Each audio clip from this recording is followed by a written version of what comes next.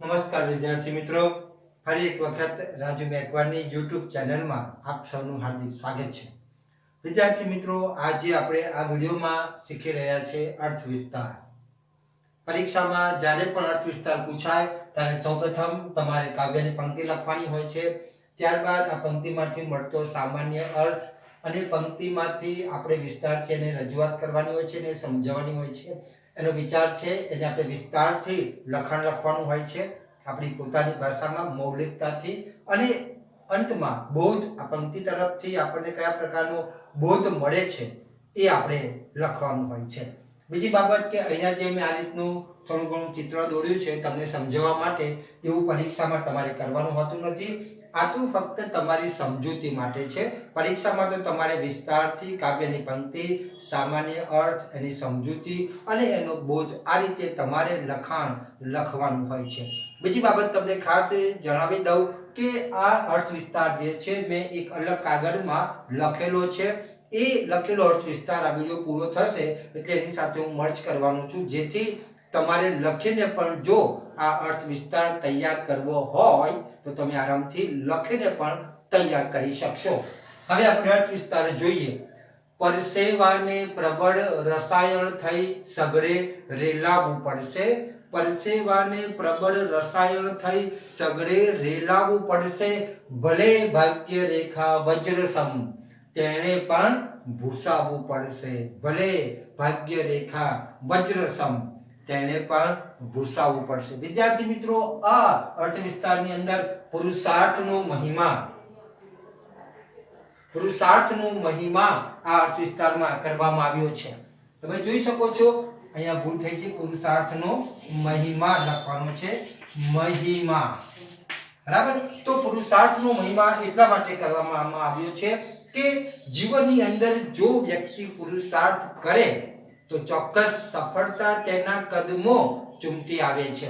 બીજી એક બાબત ખાસ છે કે જો તમે પુરુષાર્થ કરો વિદ્યાર્થી મિત્રો, તો તમારા નસીબમાં ન હોય ને તો પણ તમને આવીને મળે. કેટલાક લોકો એવી બહાના કરતા હોય છે કે જવા દો ને, મેં તો બહુ મહેનત કરી પણ મારા નસીબમાં જ નહોતું.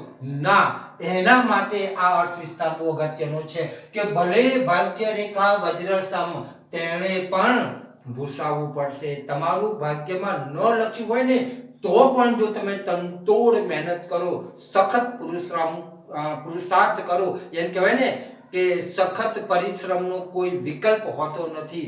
જો તમે એવો સખત પરિશ્રમ કરો ને તો તમારી ભાગ્ય રેખા પણ ભૂસાઈ જાય અને સફળતાના શિખરો તમે એક પછી એક સર કરી શકો. એના માટે જીવનમાં 3 બાબતો અગત્યની છે. તમે જીવનમાં 3 પ યાદ રાખજો વિદ્યાર્થી મિત્રો. 3 પ. આ 3 પ જો તમે સક્સેસ ગયા તો તમારી લાઈફ સક્સેસ થઈ ગઈ. 3 પ માં પહેલો પ છે પરિશ્રમ. લાઈફમાં, જિંદગીમાં હંમેશા પરિશ્રમ કરો. બીજો પ છે પ્રયત્ન. એક વખત નિષ્ફળતા મળે કશો વાંધો નહીં, ફરી પ્રયત્ન કરો. બીજી વખત થાય કશો વાંધો નહીં, પ્રયત્ન કરવાનું લાઈફમાં, જિંદગીમાં ક્યારેય છોડશો નહીં. અને ત્રીજો પ છે એ પ્રાર્થના. અને છેલ્લે તમે ઈશ્વરને પ્રાર્થના કરો. એટલે પરિશ્રમ, પ્રયત્ન અને પ્રાર્થના = સફળતા. જીવનમાં જો તમારે સફળતા પ્રાપ્ત કરવી હોય ને તો આ 3 પ યાદ રાખજો. વિદ્યાર્થી મિત્રો, ફરી તમને ખાસ જણાવું છું કે જો તમારે સફળતા જીવનમાં પ્રાપ્ત કરવી હોય, તમારા નસીબમાં નથી લખાયું તો પણ તમારે જોઈતું હોય તો આ 3 પ પરિશ્રમ, પ્રયત્ન, પ્રાર્થના = સફળતા. બરાબર? વિદ્યાર્થી મિત્રો, આ જ અર્થ વિસ્તાર જો તમારી પરીક્ષામાં પૂછાય તો તમારે આ રીતે લખવાનું છે કે પ્રસ્તુત કાવ્ય પંક્તિમાં કવિએ પુરુષાર્થનો મહિમા અમારે રજૂ કર્યો છે. પુરુષાર્થ રૂપી પરસેવાને શક્તિશાળી રસાયણ થઈને રેલાવવું પડશે.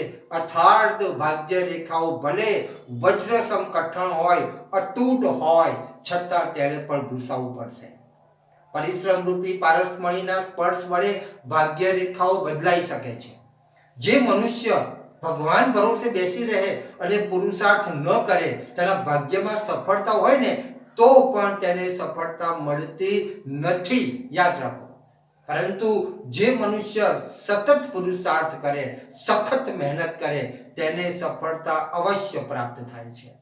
આવો મનુષ્ય જિંદગીની આગને પણ બાગમાં ફેરવી શકે છે. પેલું બહુ સરસ વાક્ય છે ને, તમે અમને નાખો જિંદગીની આગમાં, એ આગને પણ ફેરવી દઈશું અમે બાગમાં. આગને પણ બાગમાં ફેરવવાની તાકાત પરિશ્રમમાં છે, પુરુષાર્થમાં છે. આ 3 પમાં રહેલી છે, પરિશ્રમ, પ્રયત્ન, પ્રાર્થનામાં અને છેલ્લે સફળતામાં. વિદ્યાર્થી મિત્રો, માર્ગમાં તમને ગમે તેટલા અવરોધ આવે તો પણ એ અવરોધના રૂપી પથરા જે છે ને એ સફળતાના સોપાનોમાં તમે પલટાવી શકો છો. તમે જગતના મહાન પુરુષોને જુઓ. જગતના જે દુનિયાના મહાન પુરુષો છે એ ક્યારેય ભાગ્યને ભરોસે બેસી નથી રહ્યા. એવા મહાન પુરુષોને આંગળીને વેઢે ગણી શકાય એવા ઘણા બધા છે એમ. અને જો તમને કદાચ પુરુષાર્થ જ ન કર્યો હોત તો કદાચ એમને સફળતા ક્યારેય પ્રાપ્ત ન થઈ હોત. એટલે જીવનમાં સફળતા પ્રાપ્ત કરવા માટે પરિશ્રમ કરવો જરૂરી છે.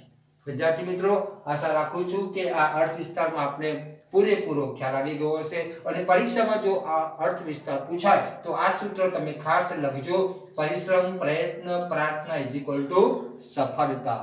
બરાબર? તો અહીંયા આ મારો વિડીયો પૂર્ણ કરું છું અને તમને પણ એવી શુભેચ્છા પાઠવું છું કે તમે પણ તમારું નસીબ પલટાવી દો અને સખત તમારો જે ધ્યેય છે એ ધ્યેયને પામવા માટે તમે સખત પરિશ્રમ કરો અને તમારા કદમોમાં સફળતા મળે એવી શુભેચ્છા સાથે આ વિડીયો પૂર્ણ કરું છું. અને ફરી વખત બીજા કોઈ નવા ટોપિક સાથે મળીશું. ત્યાં સુધી આપની રજા લો અને હા, આવજો.